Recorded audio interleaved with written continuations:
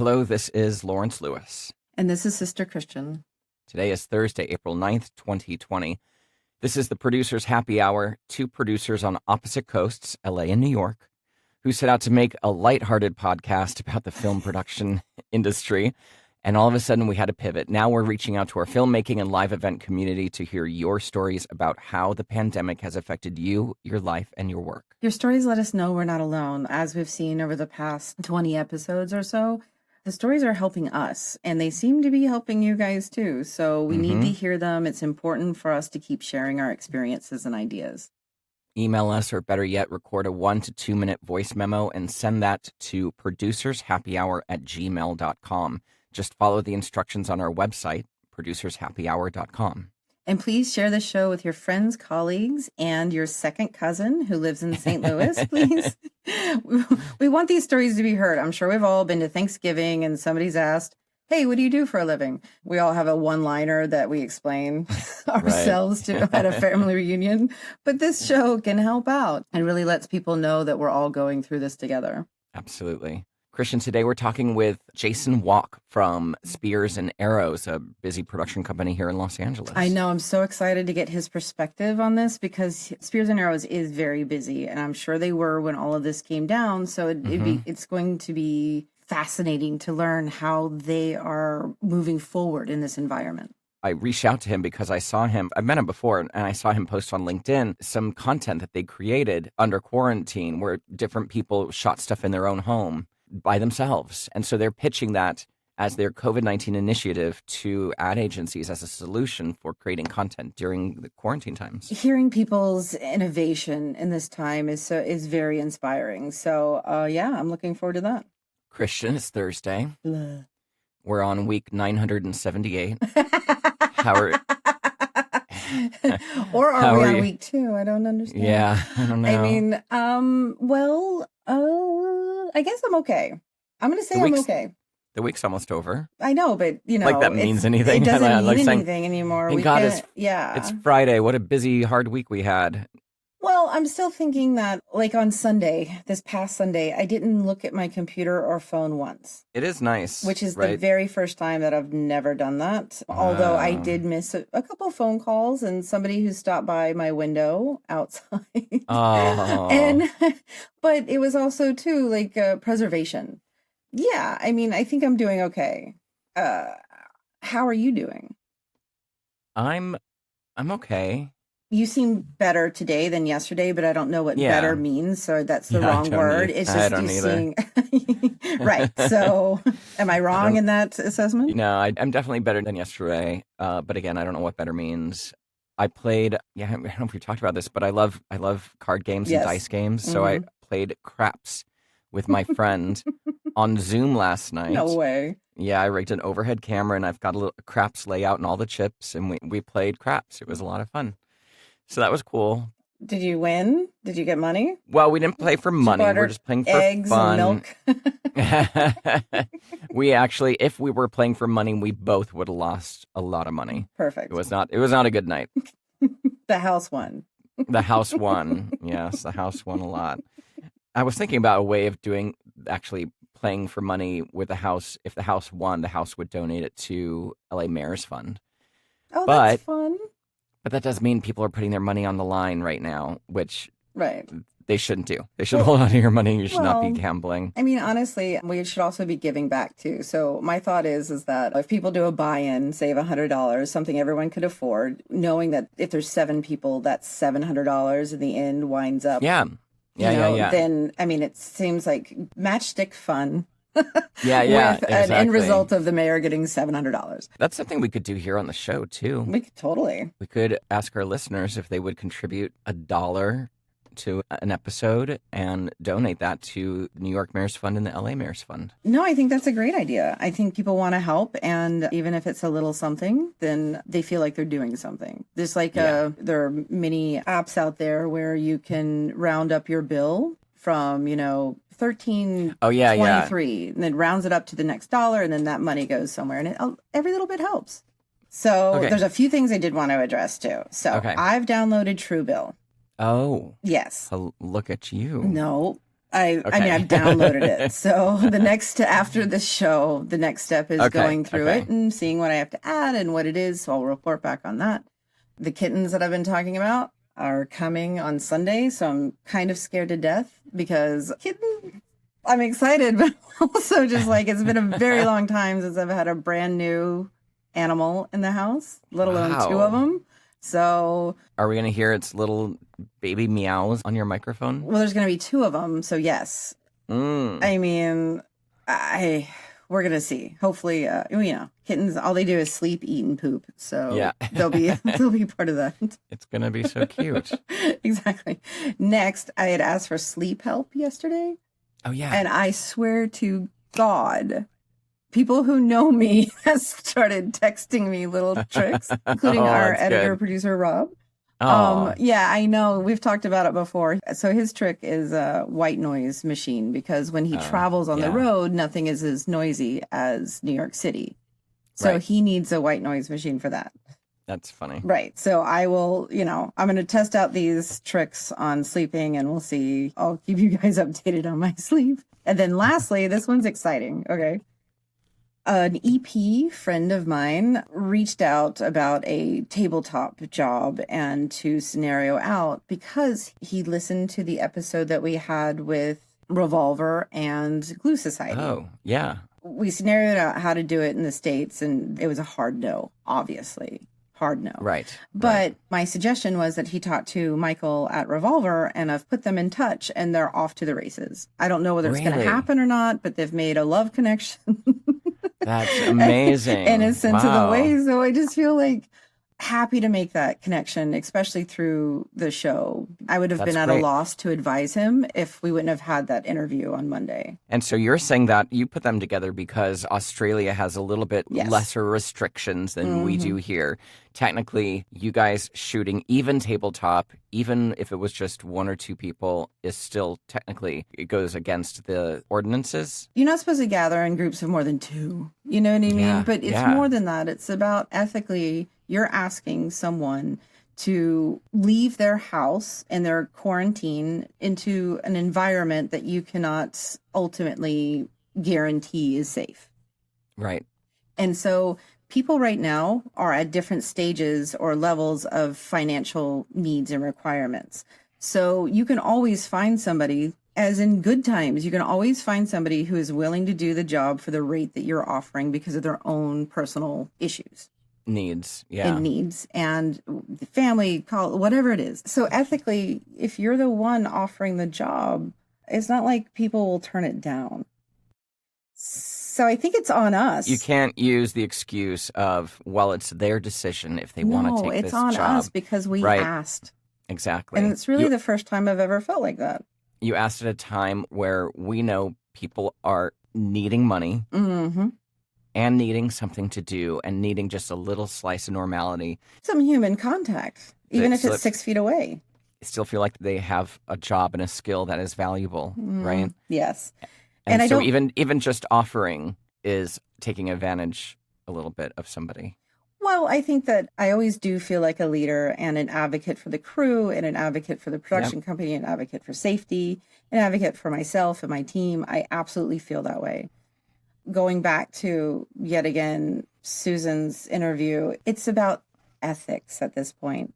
And we can set the rules moving forward, or at least tell people what they should and shouldn't be doing. Yep. And right now, I'm just not sure that it's safe to, I know, hold on, I'm going to just back it up. I know it's not safe to gather into groups. Yes. Many things go into that, but in the end, it is not safe. You can be as careful as possible. You can wipe down all the equipment. You can have people stand 6 feet apart. But the one time somebody forgets to wash their hands after they use the restroom, everyone's sick. And then you don't know for 2.5 weeks. Then what? Insurance, workman's comp, what happens? Right. So there's my high horse. So Australia, they can offer something. So maybe it's the director stays in the States and is quarantined and just video directs from afar. Conferences, yeah. Revolver sets the limits of what can happen on the job and how many people there can be. And then it's up to the agency to understand that, or it's for us to explain to the agency that this is the parameters that the job will happen. You will get your job done. But this is how what's we going to have happen. to execute it. Yes. I think that as long as the two of them work together in that way, then go for it. Yeah. That's excellent. I'm so glad we could. I know. I mean, it may together. come. I mean, obviously, it may come of nothing. It may just be some conversations, but at least some knowledge has been exchanged and some, discussions have happened. That's great. So that's awesome. My loaded up check-in that we have. Well, I got sent an interesting article in the Hollywood Reporter. Oh, yes. About a CBS show called All Rise. They're going to virtually produce an episode in quarantine. Did you watch ER in the? Oh my God! Right, and when they had Christian, I am one of the biggest ER fans. Do you remember the Blizzard episode? Yes. And do you remember the next day at work? It's all anybody could. I mean, literally, it was on everybody's mind and shit. And I feel like this is kind of like Law and Order addressed 9/11. Yep. Several different ways and such. Yeah. So here we go. CBS, what do you got? So the legal drama, is the first scripted series to mount an episode during the coronavirus pandemic. CBS first-year drama All Rise will resume production for an episode set during the coronavirus pandemic. The virtually produced episode will be the first one from a current scripted series. The episode will use FaceTime, Zoom, WebEx, and other social media and online technology. It's scheduled to air May 4th. I mean, I think that's fantastic. I would love to know what they did. Let's reach out to a production person or something. Let's figure it out because I'd love to know what did they do. Like immediately my mind goes, okay, so maybe they sent cameras to each talent, right? And then they did a virtual walkthrough on how to set up the camera. Or maybe this is like, I don't know. Like I fucking want to know though. I was having a small conversation with a company about a project and it was something similar to that. Sending cameras with an instruction kit on how to operate it and how to frame it. And so it's all kind of done remotely. With an instruction kit. That's interesting. Yeah. Yeah. So I think that's probably going to be how things are going to be made for a little while, I guess. Well, I think that as with the branding that we were discussing with Beth on how it will quickly become disingenuous, right? Yes, so this first one feels like it's innovative and going to be like a must watch. Now, once the fifth or sixth show does it, you're just going to be like, okay. Yeah. How many Zoom screens can we cut away to in a 60-minute drama? There was a horror film that all took place.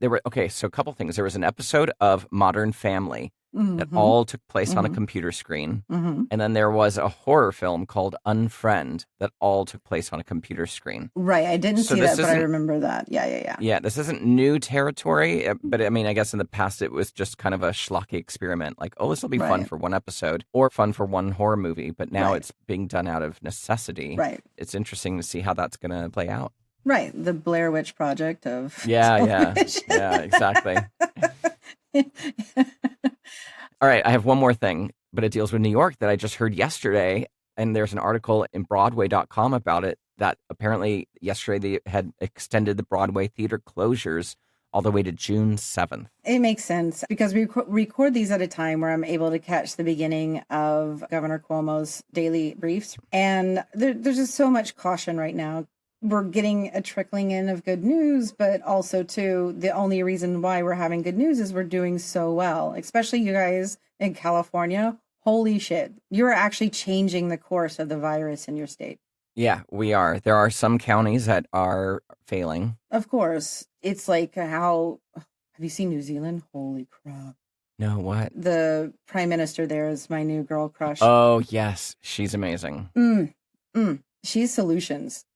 She is solutions. She's like solutions. And your solutions are Wonderland. Exactly.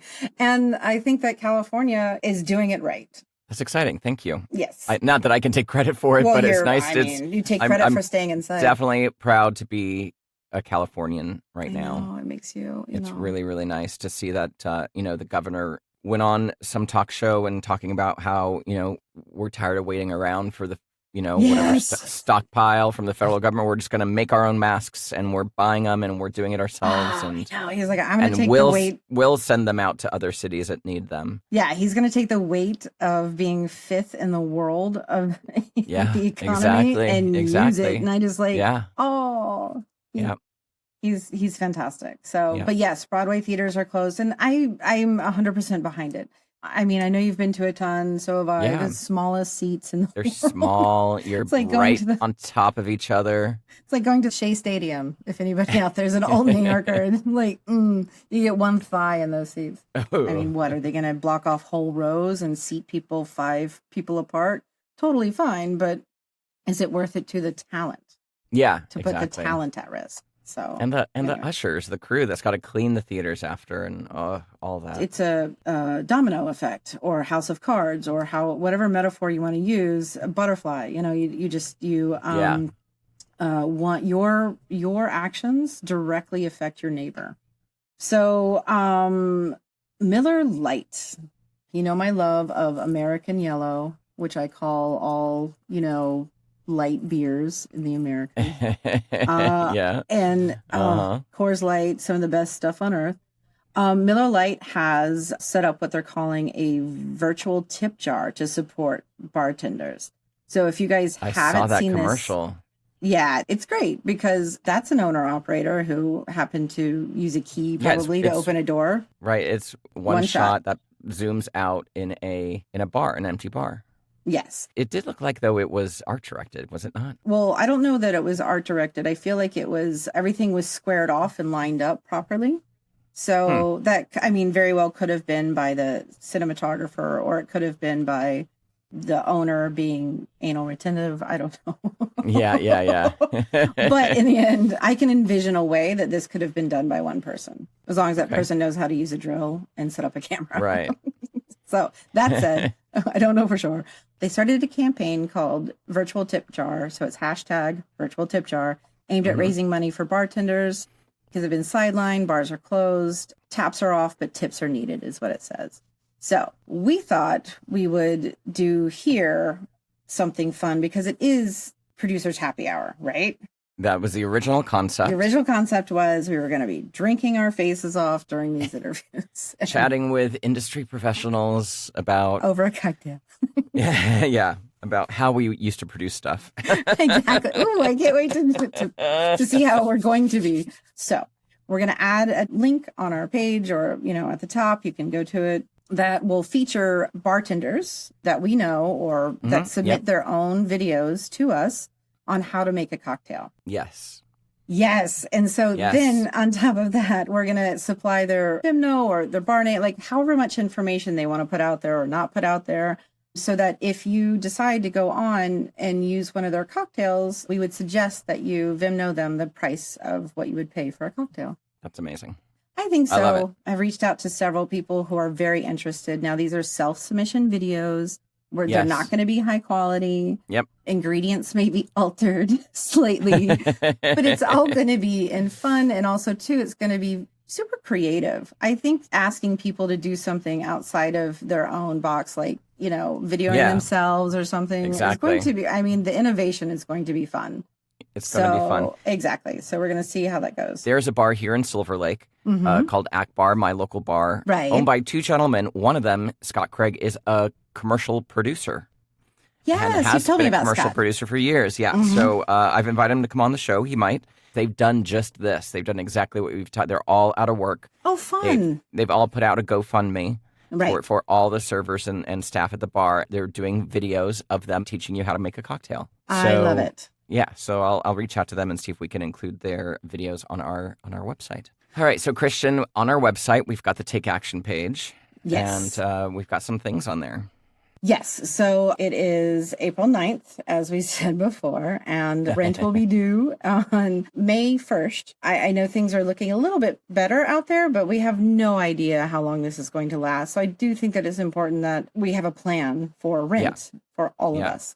Please go on and sign the petitions that we have for no rent in New York City. please. Yes. And also the Live Event Coalition link is on there. The events industry is what did we learn? The second largest industry in the country. Yeah. Consider everything involved: hospitality, catering, florists, lighting, Staging, vendors, everything. staging, transpo, all that. And Isaac Rothwell is very focused right now. He's started this coalition to make sure that they have visibility in front of the federal government when it comes to times like these, when they need government assistance to get through a shutdown like this. So go on there, sign their petition. That petition's still valid. They're almost to 500,000 signatures, I think, which is very exciting. So it's on there. Go sign it. And then I want to mention Globetops again, globetops.com, Becky Morrison's charity, where she collects laptops, iPad, like anything. So repurposes them and then gets them out to kids who are currently being homeschooled and do not have devices. I spoke to a teacher last night who I know her life partner is on my pinball team. So we had, Zoom cocktails, the new thing to do. So we were Zooming it up, and I had mentioned this to her, and she was like, she sees 200 children a day, about 30 kids for half-hour sessions. What? Okay.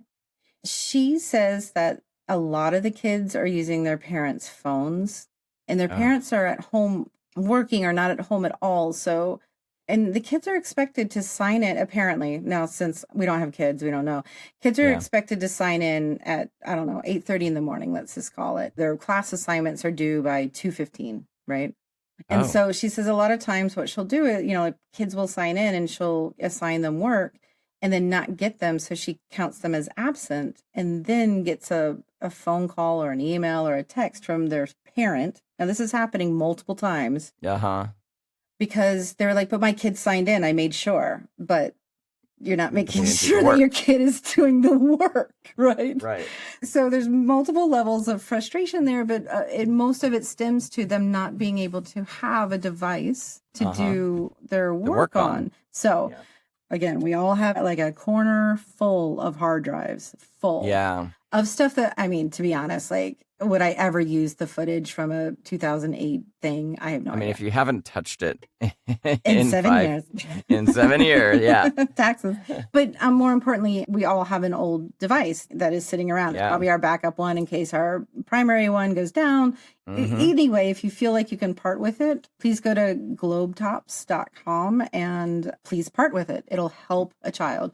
It'll help a child and a parent who's trying to figure out homeschooling and is trying to work at the same time and trying to make sense of this new life. Right. And I think a lot of what we're trying to do, besides, gather information about our industry and help each other out, is to help each other out. And a lot of these ancillary things that we can do as production people or crew members or live action people, like everyone who's listening, this is something that you can do.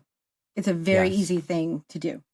And plus, it's springtime, spring cleaning. It's springtime, exactly. So speaking of helping each other out, Monday we're chatting with Feel.USA. That's the organization we mentioned a while ago. It's a production company. It's a group of people in production that have created this organization to use their skills and resources to support the first responders. So it's like transpo people are helping with transportation, and wardrobe people are making masks, and props people are making face shields and all that kind of stuff. So I'm excited to talk to them about that because, again, that's what it is, using our skills or using our resources to help people that need it right now. It's going to be a great conversation on Monday. These ideas and these stories spark something in you. And if you can't give up your old laptop, let's say maybe there is something that you can do that the conversation has pointed you towards. This is important stuff. This is important. All right, Christian, it's a time for our interview. I think so. Very exciting. All right. Jason Wolk has spent the last 16 years line producing and overseeing the launch of advertising production companies. Preceding that, Jason was a producer of motion pictures. With a vast client list and a history of delivering A-list work for almost every major agency in the United States, Spears and Arrows is the foundation of his 11-year-old production service company, Riverdale Productions. To showcase their current capabilities, they are producing a series of short films about living and thriving under quarantine. They have directors in Rome, Paris, Berlin, London, Toronto, LA, everywhere it seems. Using their quarantined households and resources, their directors are creating unique and diverse glimpses of life during this global event. Let's take a listen. All right, Jason, thank you so much for joining us. Sure, no problem. My pleasure. First, we'd love to know how you're doing, how your family's doing. Where are you at right now? Are you in LA? Yeah, I'm based in LA. I'm here Mm-hmm. with my newly minted wife. We got married right before COVID-19 on March 14th. Wow. Yeah. Oh, wow. That was Saturday. That was that. Yeah, 3 weeks ago, right? Yes. Just Mm-hmm. a couple Well, weeks ago. congratulations. Thank you Yes. so much. And yeah, I'm here with my youngest son, Dylan, who has severe autism. So I'm balancing my time homeschooling him and finding the new Mm, normal. And, I also run a charity for children with special needs called the Walk on Water that I founded in Wow. 2012. And most importantly, I have, the responsibility of all the directors' careers that I manage and Mm-hmm. running my brand, Spears and Arrows. So yeah, there's lots to Mm-hmm. do every day. It's Yeah, not very any busy. slower for me it's, now. It's yeah. actually harder Mm-hmm. and busier than ever. Yes, that makes sense. We've been constantly saying hats off to all the parents out there that now have to kind of double up. Small business owners, big business owners, running their companies and homeschooling and taking care of all the other things that they have in their life. It's a lot. So Yep, nope, it sure is. It's funny though. You'll talk to parents and you'll get one of two reactions. You'll get reactions from parents who feel like a victim and they're looking for Mm-hmm. sympathy, and Mm-hmm. then you find yep, parents who Mm-hmm. say that's the God-given responsibility, and we step up Right. to the plate, and that's what we do. exactly. So Mm-hmm. that's how I look It's at what you it. signed up It's for. kind of true in life too, right? Yes, it is. Yeah. Absolutely, Two types absolutely. of people out there, adapters and complainers. Yes. So, So, Jason, I know we read a little bit of a bio to introduce you, but can you give us a little bit of a background in your career path and what led up to this moment that we're in right now? Sure. I went to film school at USC, and upon graduating, I raised a bunch of money and made a bunch of movies. I was working in the independent film world and television production world in the 90s, helping launch mm-hmm. e-entertainment and Access Hollywood as a three-man band went out into the world for field reporting, EFP and ENG. I made a lot of bad choices in my directors and writers in my feature film world. And then Mm, I wanted to take my skill set, my strengths, my passion. So I moved into advertising in 99. I was a line producer off and on for about Mm-hmm. 16, 17 years. I developed and launched a company in 2004 with two other partners called Pony Show Entertainment, Mm-hmm. based on the heels of being a line producer for Spike Lee. I resigned from that company about a year later. I'll come back to that. I had a production service company. I was running jobs through my service company Mm-hmm. while I was a freelance line producer. And then for about 8 or 9 years, I was developing Brand New School and its live action sort of transition from motion graphics, design, Right. yeah, visual effects into live action.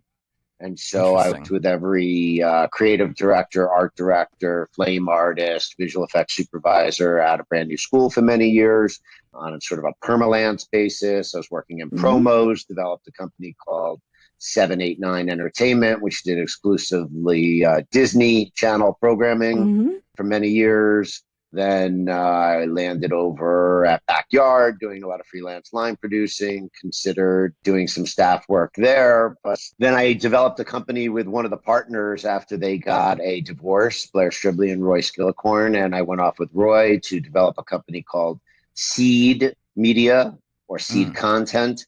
Unfortunately, right before we launched the company, I resigned as a partner from that company.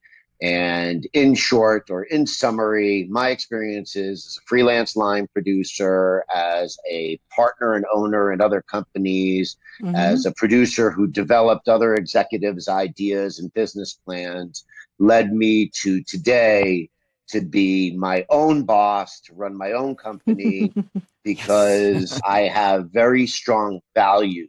And my values, not for Mm-hmm. everybody, but they are for me. And I realized that you can have personal values in advertising. You can mm, stand up for yourself. You can say no. You can do things the way you want so you can feel good about what you put into the world at night And Spears and Arrows is a culmination of all of my values of ethics, transparency, humanity, morality, hard work, diligence, respect. I mean, everything that I breed as a man is instituted in the oath of Spears and Arrows. So we're one and the same. Who I am and who Spears and Arrows is are one and the same, and they are never disconnected from one another. And at the end of the day, we always come back to, how does this feel? If it doesn't feel right, we don't do the job. We don't work with the people. We just pass. We're booked and unavailable. Right. That must be insanely liberating to have come to this part in your life where you can just do the work you want to do and feel great about everything you're putting out there. Well, I think that in an idyllic way of defining it, it is, but the path to that place was full of a lot of challenges, obstacles, poverty, and a lot of fighting, a lot of battling, a lot of disappointment, a lot of rejection, a lot of resentment. I think getting to that point was harder than ever. And I think during COVID-19, it's just a glimpse into a window of my past where I have to utilize those same survival skills to reinvent our brand, how we work in advertising, and how we will work in the future. To me, yes, it's absolutely liberating, but at the end of the day, it didn't come without really hard work and commitment. Yes. Right. Well, so how are you taking those values? You're doing new things, right? Your initiative of producing work under the quarantine measures that we have right now. Like, it sounds like this is a good match for each other, how you're doing your approach to this. It is because, like I said, I'm a fighter and I'm a survivor. So I'm never going to be shut down. I do my best work both in business and in life when my back's against the wall. I mean, I've been producer. Yeah, well, that's a high level producer. There's all kinds of producers, and that's a separate conversation. I work with tons of line producers. No one line producer or producer is better than another. I think it all comes down to style, and I have a specific way or manner in which I handle business situations and, most importantly, personalities. And so at the end of the day, it really comes down to that. As far as COVID-19 goes, I mean, we have nothing. We have to pretend like it's day one in advertising. So we created an initiative. My first initiative was not to remain dormant, even though there is no work. So we created an initiative. I created a slate of creativity to present to my directors, for them to participate in if they wanted to. Basically, I created an RFP or a deck, much like you would from an agency, you'd receive from an agency. I shared it with my directors. I had one-on-ones with them on video. I explained what I want to do. And what I want to do is remain relevant in a time where people are fading away, where people are not being creative, where people are wrought with fear. So the best way to combat fear and the unknown is to be active, is to be productive, it's to communicate, it's not to regress. So I spend a lot of time talking to my directors as well as encouraging them to create work. And so we've done that. We've created, we have one film currently on our website, which was our first endeavor of an original film shot in quarantine using existing assets and shooting footage in the quarantine home of the director. That particular film is called Distant Yet Close. It's directed and created by Don Broida. We originally set out to do this film as a spec for Zoom. And when we finished it, I decided it would not be a good idea to advertise anybody else's brand on the merits of the creativity and ideas of my director, who's also a filmmaker, who's also one of 12 storytellers that I represent. And his storytelling skills should be seen for what they are. So that is a film by Don Broida for Spears and Arrows. And then, we're also focusing on production solutions in quarantine. And I've outlined that deck on our website, which I'm not dangling in social media yet, because I feel there are some very original ideas and approaches to execution that we have a very good understanding of. And truth be told, in advertising, I find that most good ideas are stolen. Yeah. Although we're not in the business of creating intellectual property, we share ideas, and that becomes somebody else's IP. And at the end of the day, if you don't respect your own intellectual property or ideas or identity, somebody else will steal it. Spears and Arrows has a page dedicated to COVID-19 right now. It talks a little bit about things I'm talking to you about right now. Yeah. So you're keeping some of that close to your chest. I'm just not sharing it with Actively everybody advertising. on a wide basis. It's a focused marketing effort with our existing client base, and it is a tool for our sales representatives to engage with agencies at a time where they're looking for solutions. They're currently interested in who's weak, because they don't want to award jobs to companies that are not liquid or are closing their offices or cutting staff and not applying for the PPP business loan. So there's a lot of evaluation on the agency and client side of production companies at this time. It's being done, I believe, in smaller conversations. But I think more than ever, just to point back to what I was saying before, is, during a time of challenge, you need to rise. You can't sink or disappear. And or although sit on the sidelines. Yeah, you can't be on the sidelines. You got to be active. You got to have, a point of view. But I think most importantly, this is a very challenging time for commercial production companies who do live action. And the business model is going to change. Glad I changed mine a long time ago. And I think we'll be better for it, but I think it may even the playing field a little bit. I think that we'll see a lot of middle-class companies fall by the wayside. I don't want that to happen. I think that the middle class I think I'm middle class. I think that my taste is much more sophisticated than the middle class, but I consider myself a humanitarian, so I will always be middle class with respect to socioeconomic or values or politics. Yeah. Were you working on anything when this pandemic hit and took hold and things started shutting down? Did you have to kind of reorganize everything quickly? Were you in the middle of projects where things were canceled? Yeah, we had several jobs that were killed, canceled, postponed, indefinitely tabled, not awarded. First sign of it was a job for Electrolux that we were bidding, and they just didn't award the job because they couldn't get the product out of China. So this was when it first started and COVID-19 wasn't a thing. And then, we've had jobs get killed that were, I had a job that got killed shooting in Mexico City 4 days before the first date of photography, which was March 3.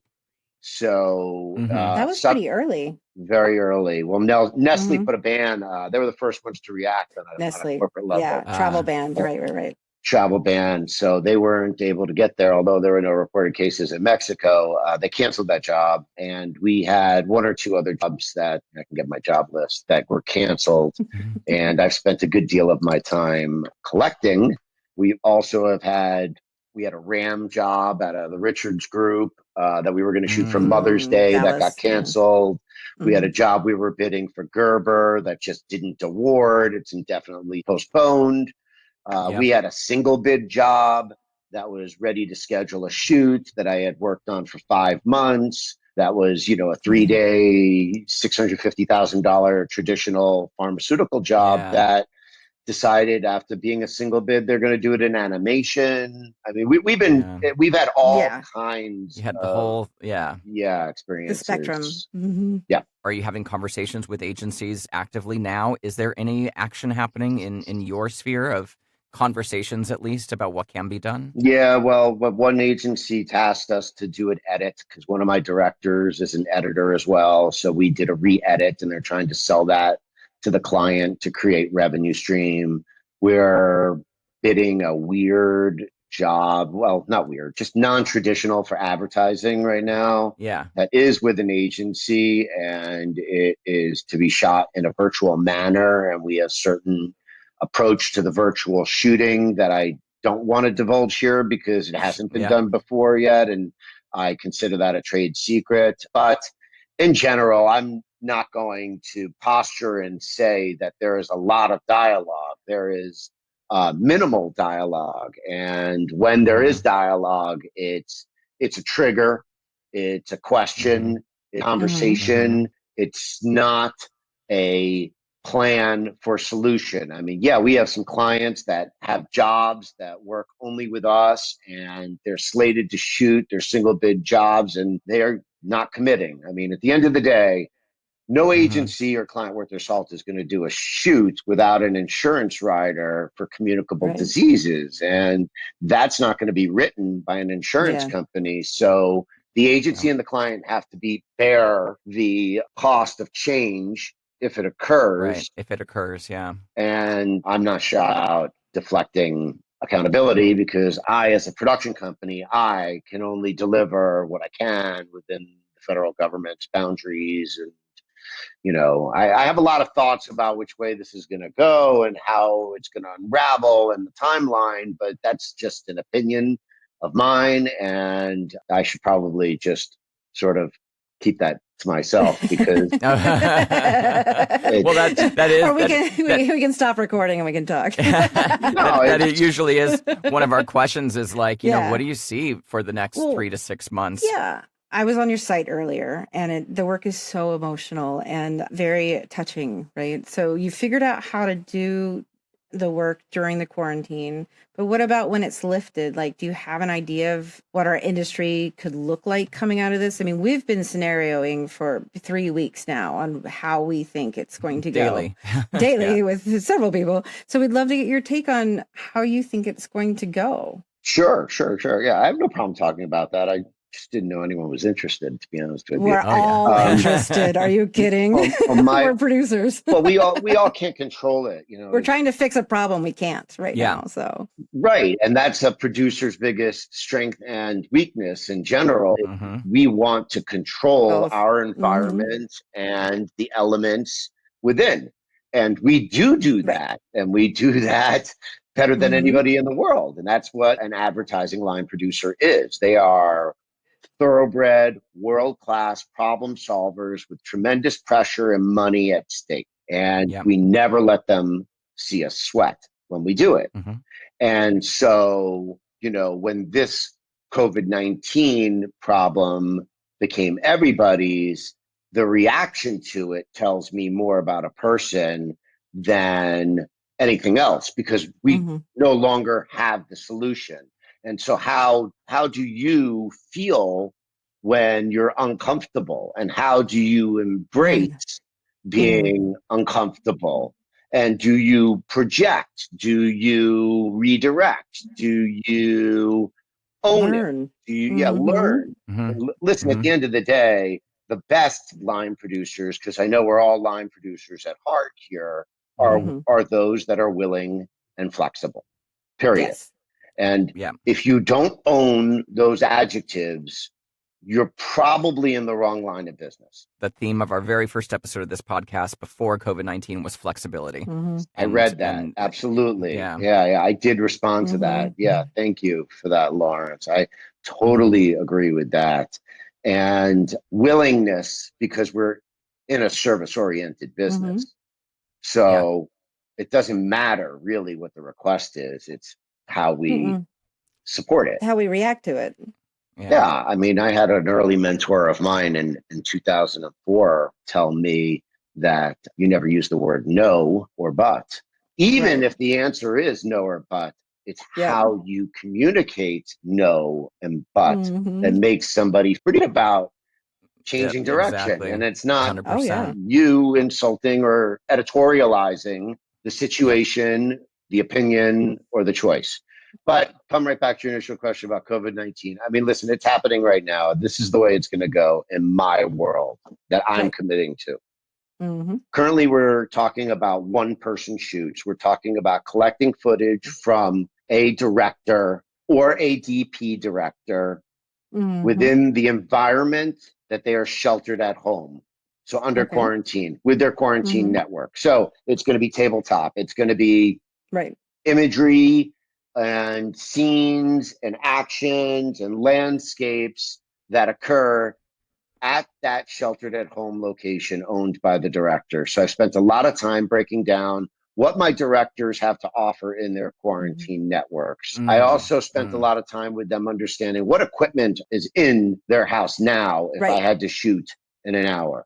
The next incarnation of that is going to be where we do tag-alongs, where we have combined productions of multiple directors utilizing multiple quarantine environments and networks and sharing those assets together for diversification of cast, locations, and production with a continuity of camera so that it can be colored and finished and broadcast. Yeah. The next incarnation of that is going to be small shoots of 10 or less people, of people that are not pulling permits because they may not be giving permits, but they are ravenous and they are hungry for income, and they are going to do whatever production they can get their hands on with 10 or less people, with or without a COVID-19 test. I'm not endorsing that. I'm telling you that's what I see. Then the next incarnation of that will be with some sort of medical screening COVID-19 above the counter test that we embrace. And some people will or will not honor that. It is a prerequisite for me to employ somebody at this point in time, because I'm not going to be responsible for transferring or being negligent in the care of the virus within a work environment. But I think that those 10-person crews will eventually be dictated by the director. And this is where I struggle with current state of the union agreements, because covered work will now be considered compromised by the union. And specifically, I mean, the director selects 9 people who he knows he could make a shoot in his house with his children, and he allows them in his house because he feels comfortable, or her house, and she feels comfortable in their closed network environment. And the grip needs to cable and distro or light, or a production assistant is working with food, or a producer is the AD. This is where we have uncharted ground that's not being addressed now, that in the AICP town halls with labor relations, they don't feel it is the time to have those conversations with the union.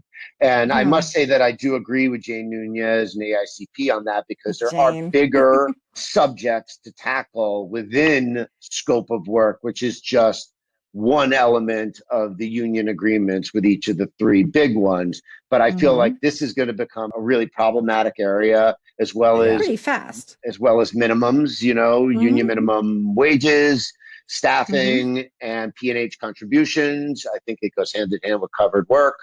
This is going to be really the focus of how we get back on track, but it's not a solution. Solution is normalcy, and normalcy isn't going to happen until there is a vaccine. Normalcy won't occur until the fear goes away, so that we can do things that we used to be doing, which is a group of 50 or more people working together and sharing an environment that may be too small. Sharing guacamole. It might be too small. Yeah. Absolutely. I mean, so there's going to be this rollout, Lawrence and Christian. This is, how I expect it to happen. And I think there's a longer timeline.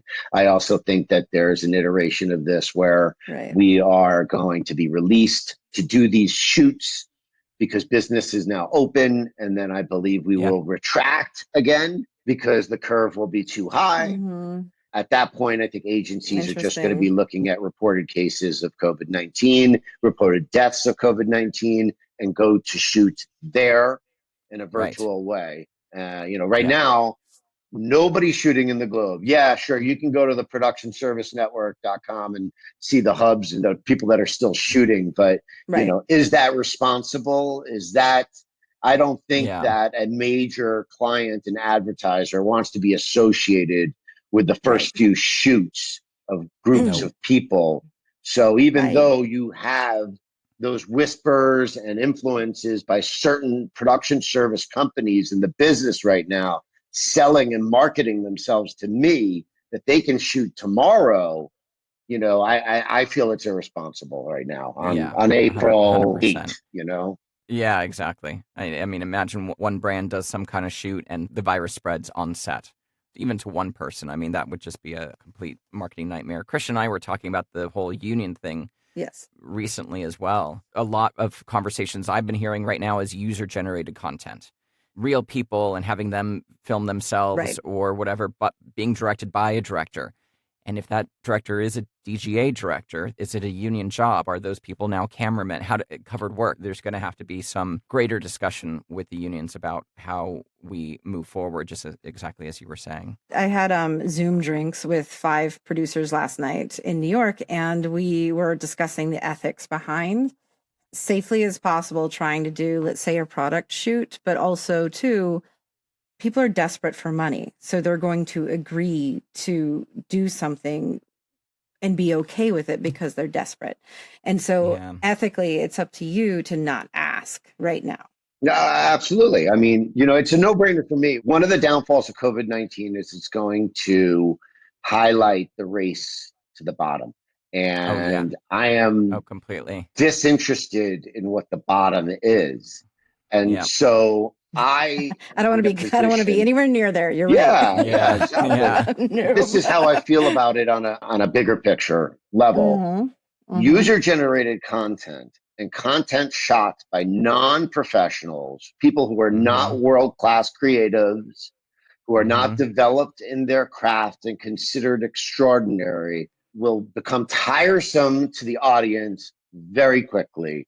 Anybody can say they're going to contract an influencer to shoot user-generated content and they're going to air their message and get it out there. But I'm telling you, as a company that focuses on our aesthetic and the level of storytellers that I represent, there's always going to be a need for high-level creative collaborators. And you can 100%. Either be a part of that or you could be a part of this concept of what I consider to be working class versus middle class versus the upper class. It comes down to your choices as a person. And so, I always point back to that. And if you have your own code of ethics, then you will be where you want to be and not be confused or distraught or unsure about what the right choice is. So, starts and ends with your own. Your voice. There was an article we were talking about in our show prep for one episode, and it was, brands are now just going to influencers to create their content. And, we decided not to share that because that isn't going to be the way forward. Like you said, there's always going to be a need for something much higher quality, something cinematic that's not going to go away. So we didn't want to kind of promote that. Right. It just feels so desperate.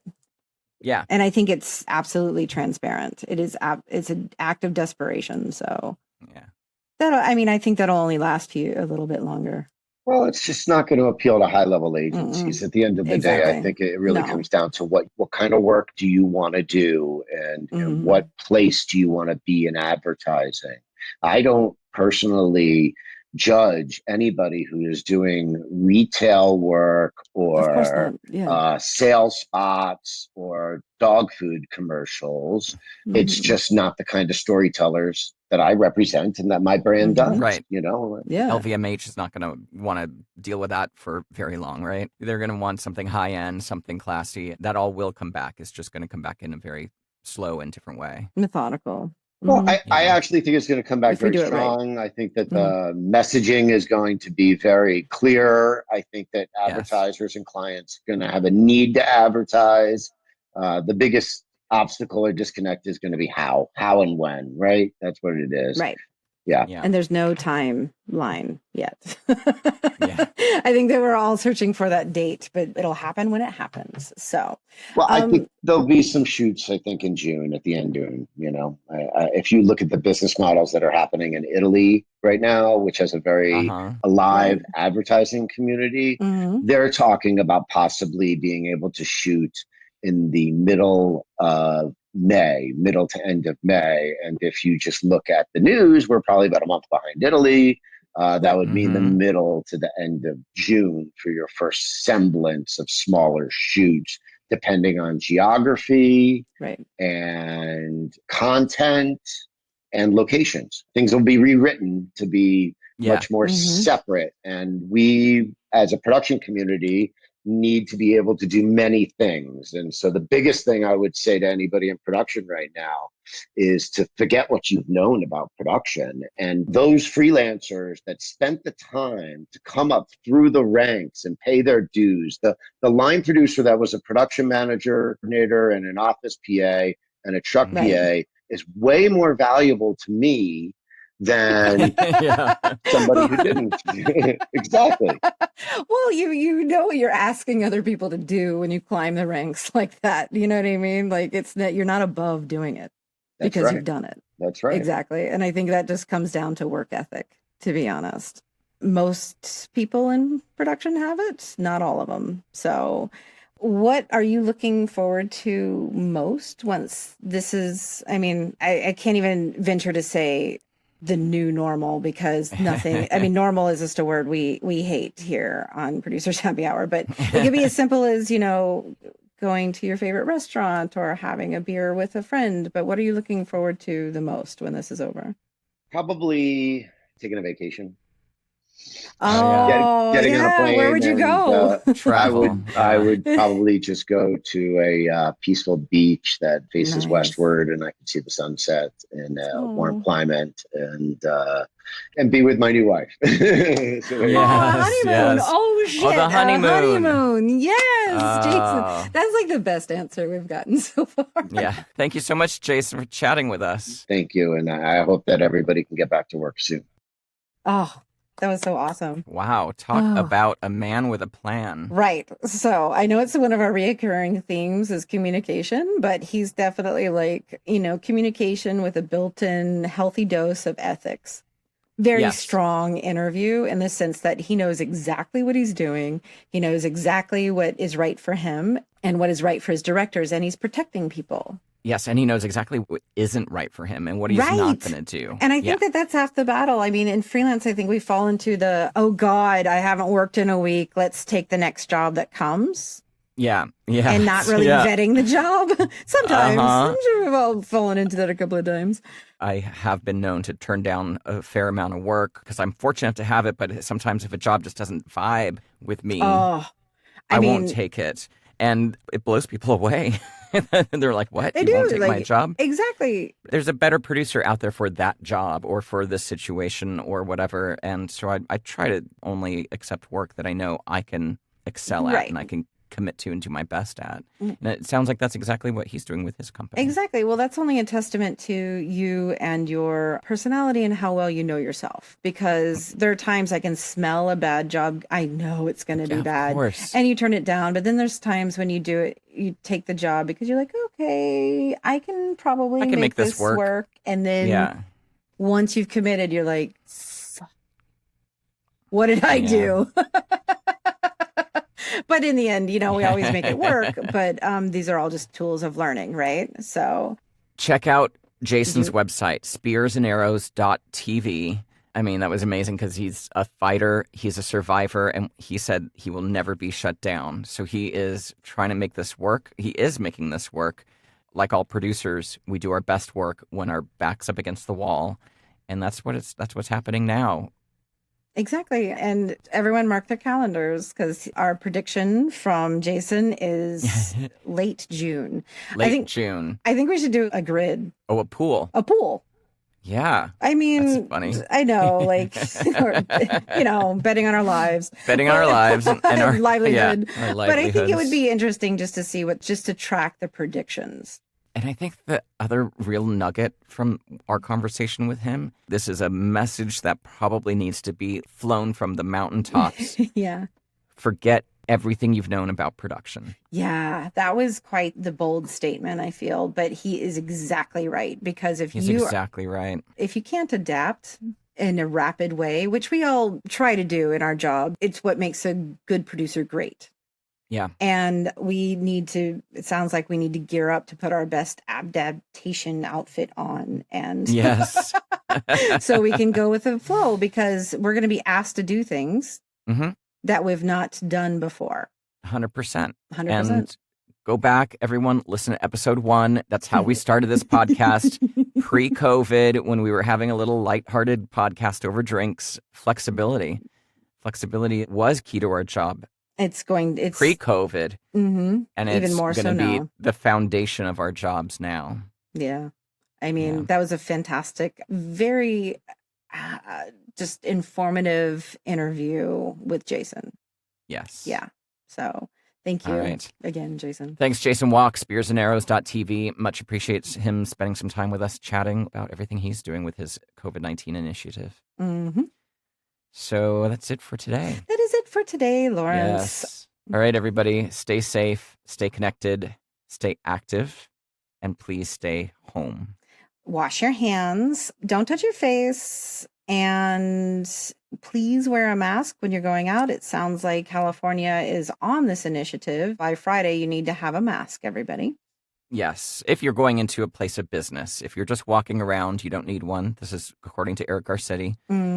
But it's still a good idea. And you definitely need one if you're going into a place of business, especially a grocery store. Exactly. Please send us your voice recordings. If you're compelled to share your story, we would ask that you do, because it does help us to share our stories, share our ideas, just like we had with Jason here, sharing his ideas of how to move forward with our business. Send it to producershappyhour@gmail.com. Yeah, I mean, we love hearing them, and we love talking about them.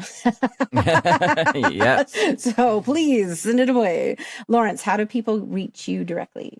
My website for producing work is lawrencetlouis.com, and for voiceover, it's voiceoflawrence.com. Christian, how do people get a hold of you? Sorry, I dropped something. I was like, what? People can get a hold of me at sisterchristianproduces.com. All right, everybody. Another day. See you tomorrow. Bye.